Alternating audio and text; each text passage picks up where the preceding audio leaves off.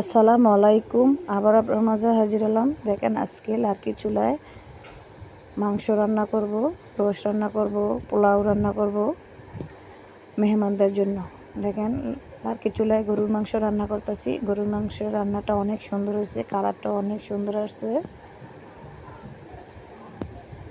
লার্কি চুলায় যা কিছু রান্না করেন না কেন অনেক সুন্দর হয়, আর খাবারটা খেতে অনেক মজা হয়। রোস্ট রান্না করলাম, দেখেন রোস্টটা রান্না করতেছি। রোস্টটাও অনেক মজা হবে, দেখে দেখা যাচ্ছে অনেক মজা হবে, কালারটা অনেক সুন্দর হয়েছে। আর চিংড়ি মাছ ভুনা করলাম, দেখেন চিংড়ি মাছটা ভুনাটাও অনেক সুন্দর হয়েছে। সবগুলা রান্নাগুলো অনেক মজা হয়েছে।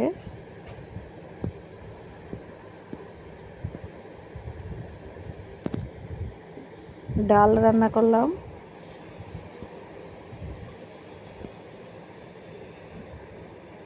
আর পোলাও রান্না করতেছি। ডালটাও অনেক মজা হয়েছে, কিন্তু ডাল আমি খাই না, সবাই খেয়ে বলছে অনেক মজা হয়েছে। মাছ ভাজা করে ফেললাম, আর পোলাও। একটা লাইক, একটা কমেন্ট, একটা সাবস্ক্রাইব করে দিবেন। আমার রান্নাগুলো